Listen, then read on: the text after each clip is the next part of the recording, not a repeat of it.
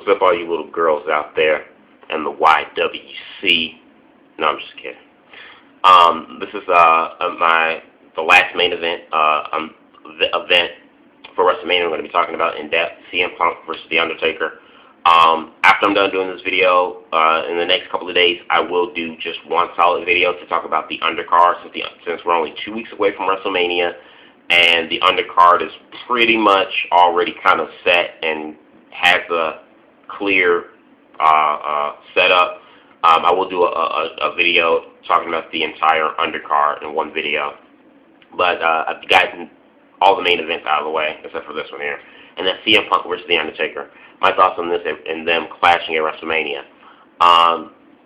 To me, this is the only match I'm interested in terms of all four of the big main events. This is the only match I'm interested in. This is the only match to me that I think that has a good chemistry in terms of storytelling-wise between Punk and Undertaker. I like Punk and Undertaker. I think it's going to be a good match because they've had a good matches back in the past, back at Breaking Point and Hell in a Cell back in 2009. So those were good matches that they had together. So I definitely know for a fact what I'm getting into, and with this here, unlike with Rock and Punk, where the build was good, but the chemistry in the ring just didn't mesh really well. With this here, I'm kind of calm and know for a fact they're going to have a good match because they've had good matches in the past, a few times that they've clashed with each other. So I know it's going to be a good match between the two. Like I said, this is the one match here that I really, really want to see here. Simple, basically, multiple reasons why I want to see this match. One, it's the only match, really, besides the other two main events, that's not a rematch. And then secondly, after 4 years, this is finally a fresh, new opponent for The Undertaker at WrestleMania.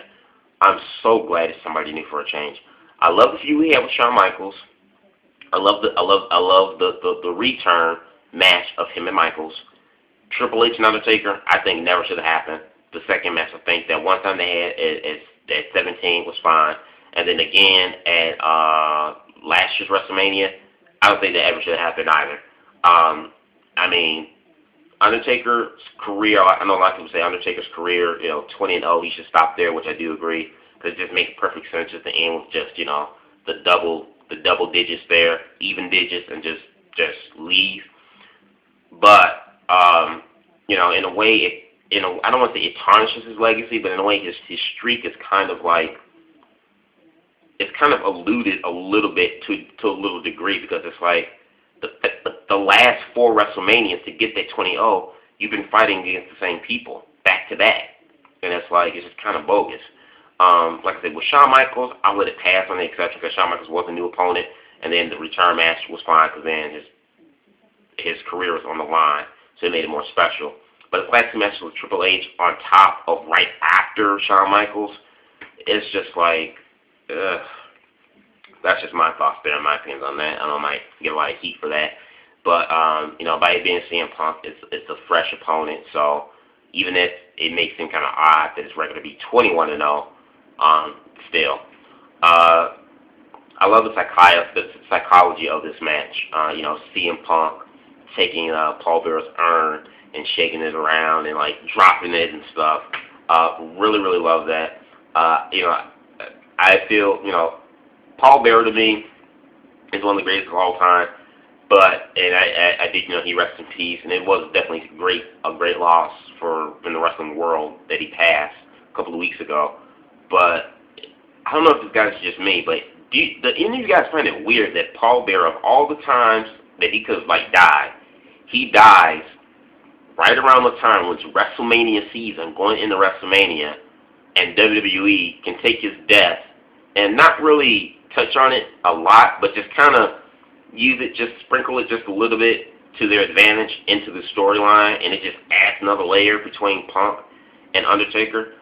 It's bad that Paul Bearer passed away. It's sad, but in a way, it's like his death was like a blessing in disguise because it just added another layer between Punk and Undertaker. Because if you think about it, it was kind of easy for WWE to work into that, because if Paul Bearer wasn't if he was still alive today, what could they have used to ignite that feud between Punk and Taker and going forward and building that into WrestleMania? What could they have really used? I mean, would it just been enough just by seeing Punk come out and say, hey, I mean, the week before Paul Bearer died, and him just saying, hey, you guys didn't appreciate my long run as champion, so I'm going to take away a record that you guys appreciate so much, and that's Undertaker's 28-0 WrestleMania streak.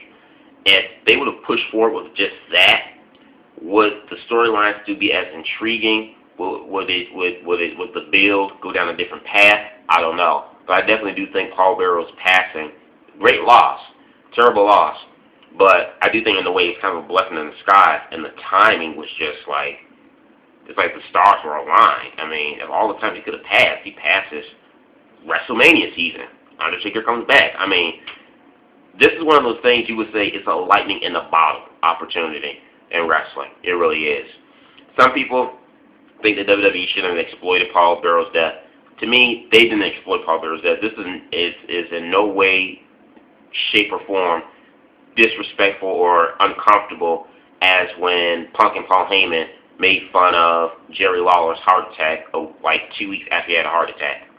You know, a lot of people found that distasteful. This is nowhere near that. I mean, they're not even talking bad about Paul. Even seeing Punk being a heel, he's never even talked bad about Paul Bearer. I mean, he's made little comments like, you know, Paul Bearer, you know, he thinks the world of you, and it's a great loss, you know, for the wrestling world.